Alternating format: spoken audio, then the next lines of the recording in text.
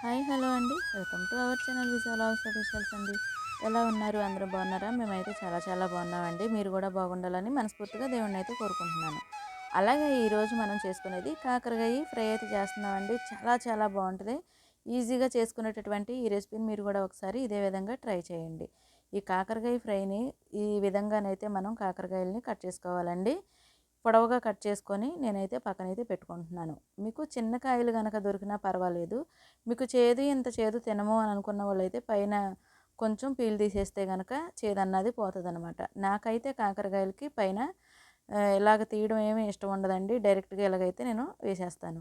శుభ్రంగా కడిగేసుకొని 4 భాగాలుగా ఈ విధంగా నేనైతే కట్ చేసుకున్నానండి. విడిపోకుండా మాత్రం ఉంచుకోవాలి.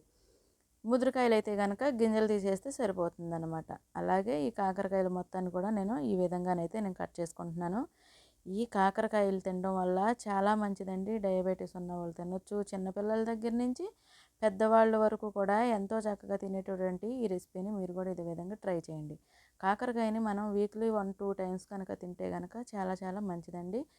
ఇంకా మనకి కాకరకాయలను కూడా ముక్కలన్నీ కట్ చేసుకున్న తర్వాత ఇలాగా ఒక గిన్నె తీసుకొని అందులోకి సాల్టు పసుపు వేసుకొని కాకరకాయ ముక్కలన్నిటికి పట్టించుకోవాలి. ఇలా పట్టితే ఏంటంటే మాత్రం దాంట్లో ఉన్న వాటర్ మొత్తం బయటకు వస్తుందండి. అందు గురించి అని చెప్పేసి నేను కాకరకాయల్ని ఈ విధంగా ఉప్పు పసుపు వేసి లోపల గంట పట్టించేలాగా ఉంచేసి పక్కనైతే పెట్టేసుకుంటున్నాను. ఒక అరగంట కానీ ముప్పావు గంట కానీ పక్కనైతే పెట్టేసుకుంటే కనుక దాంట్లోకి మనం వాటర్ అయితే వచ్చేస్తుంది కాబట్టి ఇలాగా పిండేసుకోవచ్చు. ఈ విధంగా కాకరకాయలని పిండుకుంటే ఏంటంటే దాంట్లో సాల్ట్ వాటర్ వల్ల మనకు కాకరకాయల్లో ఉన్నటువంటి వాటర్ అంతా వచ్చేస్తుంది అనమాట. అలాగే కాకరకాయలు మొత్తాన్ని కూడా నేను పిండేస్తున్నాను.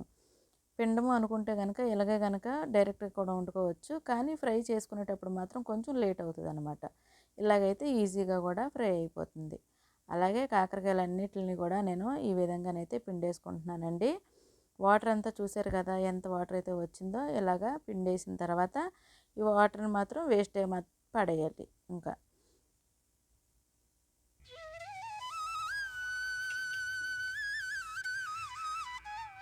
మొత్తం అంతా కాకరకాయలని పిండేసిన తర్వాత వాటర్ అయితే తీసి పారబోసుకున్నామండి.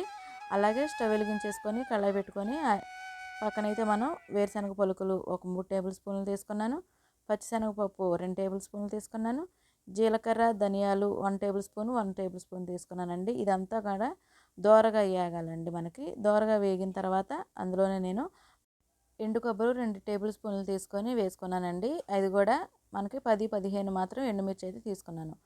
కారానికి తగ్గట్టు మీరు ఎండుమిర్చి తీసుకోవాలండి. ఎందుకంటే కారం ఎక్కువ ఉన్న మిరపకాయలు ఉంటాయి కాబట్టి కారం తక్కువ ఉన్నాయి అయితే కనుక ఎక్కువగా వేసుకోవచ్చు. అలాగే ఇలాగ వేగిపోయిన తర్వాత మిక్సీ గిన్నె తీసుకొని పక్కనైతే చల్లారనిచ్చుకోవాలండి. ఈ లోపల స్టవ్ వెలిగించుకొని కళాయి పెట్టుకొని ఆయిల్ అయితే వేడి చేసుకున్నాను. ఆయిల్ వేడైన తర్వాత కాకరకాయలను కూడా ఈ విధంగానైతే నేను ఫ్రై చేసుకుంటున్నానండి.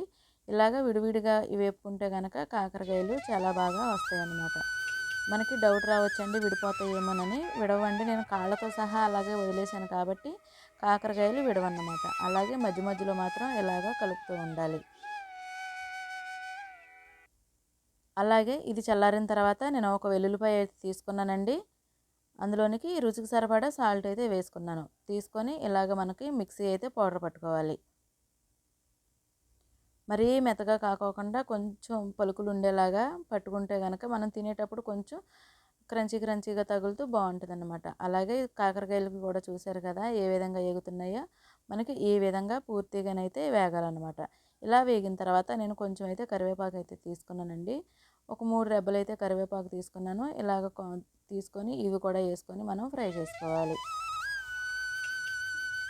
చాలా హెల్దీ అయిన రెసిపీ అండి ఇది. ఒకసారి మీరు కూడా ట్రై చేయండి. పిల్లలు తినను అంటారేమో కానీ చక్కగా పెట్టవచ్చండి. ముందు నుంచే పిల్లలకు కూడా ఇలాంటివి అలవాటు చేస్తే ఏంటంటే కొంచెం పెద్ద ఎదిగిన తర్వాత కూడా చక్కగా తింటారనమాట. అలాగే అది ఫ్రై అయిపోయిన తర్వాత ముందుగా మనం మిక్సీ పట్టుకున్నటువంటి పౌడర్ ఉంది కదండి, అది కూడా వేసేసుకొని ఒక 5 నిమిషాలు మీడియం ఫ్లేమ్లో పెట్టుకొని వేపుకోవాలి.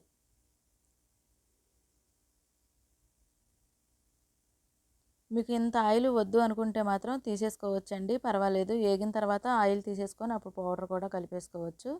నాకు ఈ ఆయిల్లోనే ఫ్రై అయితే కనుక చేదన్నది ఉండదని చెప్పేసి నేను ఈ పౌడర్ని ఇలాగా ఆయిల్లోనే ఫ్రై చేసేసుకుంటున్నాను. ఇలాగ 5 నిమిషాలు అయిన తర్వాత చూసారు కదండి, చక్కగా ఫ్రై అయిపోయింది. ఈ పౌడర్ కూడా మాడకూడదండి ఎక్కువ. 5 నిమిషాలు ఉంటే మీడియం ఫ్లేమ్లో పెట్టుకొని వేపేసుకుంటే మనకి కాకరకాయ ఫ్రై అయితే రెడీ అయిపోయిందండి. ఈ విధంగా మీకు నచ్చిందని అనుకుంటున్నాను.